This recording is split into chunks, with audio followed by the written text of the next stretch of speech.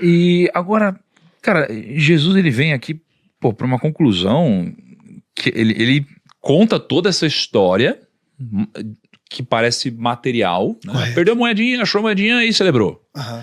Para comparar isso tudo à alegria na presença dos anjos de Deus por um pecador que se arrepende, né? E cara, o que você tira disso? Cara, quando você vê que a pessoa se arrepende, é o mesmo que a pessoa dá marcha ré. Voltar não é fácil. Então é essa reconciliação. Se arrepender é 360. É ter que dar a volta. Fazer o circuito novamente. É voltar ao caminho original, né? Arrependimento tem a ver voltar com a origem. Todas as vezes que você vê o prefixo re, é retorno. Reconciliar. Retornar. O que mais? Reciclar. Renovar. Isso aí. Tem a ver com voltar com a origem. Só que o arrepender tem a ver com voltar consigo mesmo. Os anjos vão celebrar diante de Deus por um pecador que se arrepende. Isso significa que todas as vezes que nós, como filhos de Deus, reatamos o nosso laço com Ele, há uma celebração nos céus. Os céus não celebram quando você acorda, os céus celebram quando você arrepende. Entende? O grave problema é que tem mais gente convencida do que gente arrependida. Convencimento gera movimento, mas arrependimento traz um avivamento. Os anjos celebram diante de Deus por um pecador que se arrepende. E aí eu posso arrepender todo dia, né? Porque às vezes as pessoas acham que, mas eu sendo um pecador, quer dizer, eu saí da igreja, eu saí do caminho do Senhor, eu também posso me arrepender, mesmo não saindo do caminho do Senhor. Posso arrepender de alguma coisa que eu pensei, posso arrepender de alguma coisa que eu fiz lá atrás. O problema é que eu não posso esperar só arrependimento de quem saiu. Porque hoje estão dois polos na igreja. A gente tem que pregar salvação para quem é ímpio e libertação para quem é crente. Porque às vezes eu quero colocar alguém em liberdade, mas eu estou preso.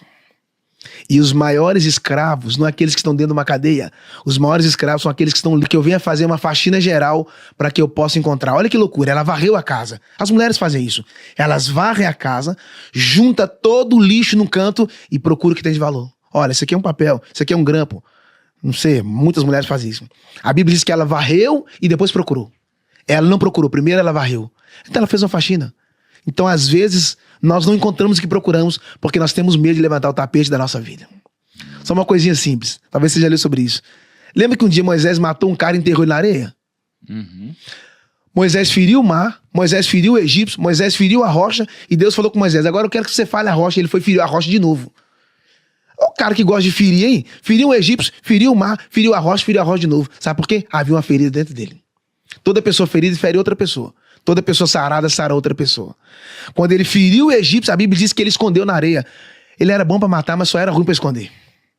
Você não pode esconder nada na areia do deserto. De tardezinho, quando o vento soprar, a areia se move. O defunto que está escondido vai aparecer. Resumindo, o Moisés escondeu o defunto. Só que ele olhou para um lado, olhou para o outro e disse assim, e não vendo ninguém, só esqueceu de olhar para cima. Deus estava vendo. Então, às vezes, é simples. Além de acender a lâmpada, eu preciso ser humilde para procurar com muito carinho, com muito cuidado. Porque aquilo que eu estou procurando talvez nem está longe, está perto. Eu só preciso ser humilde para fazer essa faxina na minha vida. Né, cara? E eu separei aqui alguns aprendizados dessa parábola, né? Correto. Mas eu não vou chamar de técnicos assim, mas eu vou compartilhar alguns aprendizados. E eu queria que você fosse pensando aí numa grande reflexão do fechamento do arco aqui, tá? Mas tem 6 aprendizados interessantes aqui sobre a parábola. O primeiro é que você precisa decidir encontrar o que foi perdido. Então parece simples, mas a decisão ela tem um poder extraordinário, né, de te levar para frente. Decisões definem destinos. Exatamente. Então você precisa tomar decisões na sua vida. Eu acho que muitas pessoas, e muitos homens inclusive, estão pecando nisso hoje, que a gente não toma decisão de nada. Né? A gente às vezes fica esperando o que vai acontecer, o que você vai falar, o que eu devo fazer, e pede conselho, e estuda, e etc., mas não decide nada. Né? E eu vejo várias pessoas decidindo, mesmo que às vezes não as melhores decisões, mas pelo fato de decidir, elas estão seguindo em frente, né? Uau. E na minha vida eu tomei muitas decisões, e muitas erradas. Só que elas sempre me levaram para um movimento, né? As decisões, elas me tiraram da inércia que eu estava seguindo. Então as decisões são muito importantes. A mulher tomou uma decisão. Ela decidiu encontrar a dracma. Se ela não tivesse tomado a decisão, não teria desencadeado uma série de outras coisas depois. Que é o que você falou, ela foi varrer, ela limpou tudo, ela encontrou a moeda, aí ela celebrou. Então, ela não teria feito tudo se ela não tivesse tomado uma decisão. A gente precisa tomar decisões, né? A segunda coisa é que a gente deve valorizar os pequenos detalhes. Porque mesmo tendo 9 dracmas, ela não deixou aquela uma dracma escondida, perdida, ela foi atrás. Ela valorizou uma, que era 10%, que é o que você falou, né? E hoje as pessoas, cara, elas estão tão... a gente vive num mundo líquido em algumas coisas. Então acontece um problema, alguma coisa ruim, a gente, tudo bem, tanto faz. Existe o tudo bem, eu tenho fé em Deus, isso vai se resolver e eu vou resolver. E existe o tudo bem do eu não ligo, I don't care. Esse não ligo é muito perigoso. Porque se você não liga pra isso, você também não liga pra aquilo, e de repente quando você vê, cara, você vive uma vida sem sentido, onde você não dá valor pra nada, e se você não dá valor pra nada, muitas vezes você também não se valoriza, né? Então isso é muito importante, valorizar os pequenos detalhes que fazem toda a diferença. O terceiro é não aceitar o caos como normal, né?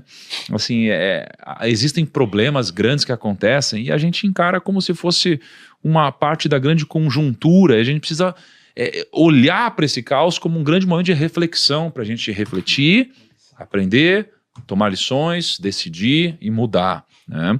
Então, se a gente está passando por um grande caos, cara, isso daqui é um grande aprendizado, né?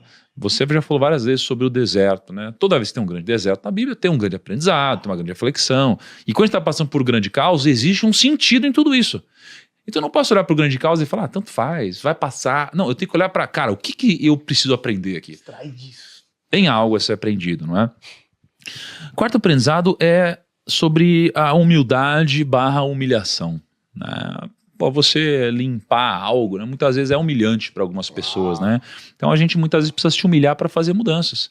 E quem não tá disposto a fazer isso, quem não está disposto a se humilhar, também não está disposto a mudar. Não é? Porque a humilhação, né, ela de alguma forma precede ou anda lado a lado com o arrependimento, né, que vai preceder a mudança. Então a humilhação ela é necessária para uma grande mudança, né? O quinto ponto é que a gente deve ser diligente na procura. Diz aqui que ela varreu a casa. Pô, em busca da moedinha, né? Então a gente precisa ser diligente na procura. Tudo que a gente faz, cara. Eu vou trabalhar, cara, eu sou diligente no meu trabalho, né? É 9 horas que eu comer, é 9 horas que eu preciso estar lá. Eu preciso me esforçar ao máximo, valorizar tudo que acontece. Eu aprendi, cara. Inclusive, diz isso na Bíblia, né? Que se você não valoriza o que foi lhe dado, né? Se você não multiplica os talentos que você recebeu, você perde esses talentos, porque esses talentos são dados ao outro que é mais diligente. Então, se você é alguém infiel com os talentos, com os recursos que você recebeu, é simples. Esses talentos vão ser passados para aquele que é diligente, aquele que é um bom administrador, aquele que é fiel. Então, a gente precisa valorizar tudo que a gente tem, faz e é. E o sexto ponto é que a gente deve acender a candeia.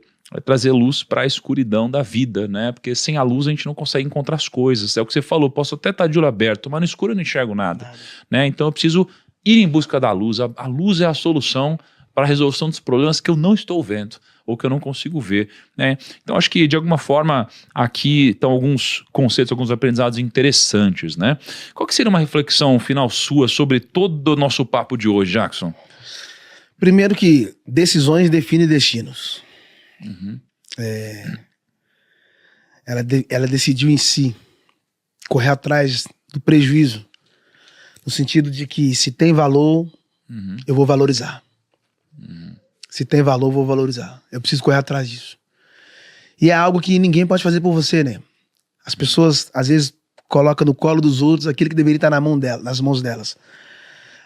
Eu gosto de encerrar dizendo o seguinte: aquele homem que recebeu um talento teve algo em comum do que o outro que recebeu 12 e o outro que recebeu 5. Todos os 3 teve algo em comum. Receberam talentos em níveis diferentes, mas algo em comum. Todos tiveram a mesma oportunidade. Fulano de tal enriqueceu, mas eu não. Você teve a oportunidade. Na sua vida você teve a oportunidade. Então, a oportunidade, ela é uma chave para abrir a porta para novos horizontes. Quem despreza uma oportunidade, despreza o destino. E aí, eu gosto de contar uma história que é o seguinte: um cara que era um grande jogador de xadrez, foi em Toronto, no Canadá, estava tendo uma exposição de artes, e ele chegou E aí apresentou pra ele várias artes, Monet, várias artes. Ó, que isso aqui quem pintou foi fulano, isso aqui é Beltrano. E ele admirado, a imprensa em volta. Ele era o maior jogador de xadrez da época, década de 90. E aí, quando chegou nos últimos stands, aí chegou no último stand um desenho de um xadrez pintado na parede. E aí a imprensa olhando, aí o pessoal brincando com ele. Ó, essa é sua praia, né? Você é o melhor jogador de xadrez. Isso aí você manja. O desenho do xadrez pintado, embaixo escrito, checkmate.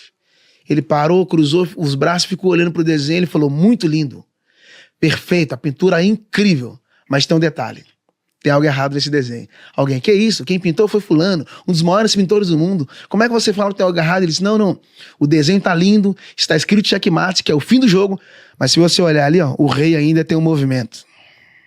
Então todas as vezes que a vida escrever checkmate, avisa pra ela, o rei ainda tem um movimento. A última palavra de Deus.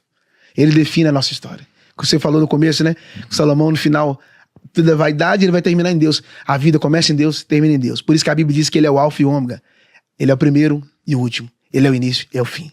Então, todas as vezes que a vida falar pra você, checkmate, avisa pra ela, o rei ainda tem um movimento. Amém. Muito bom. Uma novidade muito legal nesse ano aqui de 2024 é que o Primocast será o podcast oficial da BGS. É isso aí, Brasil Game Show. O que a gente vai fazer lá? A gente vai conversar sobre negócios com várias marcas, Kabum, Logitech, Samsung. Vamos pegar vários influenciadores, vamos levar mais pro âmbito de negócios, levar a essência do Primocast lá pra BGS, tá bom? E se você quiser comprar o seu ingresso, vou deixar aqui também um link na descrição. Você tem um cupom PRIMO5 para você ter um desconto aqui, tá? Para quem tá ouvindo pelo Primocast, tá? O evento vai acontecer entre os dias 9 e 13 de outubro.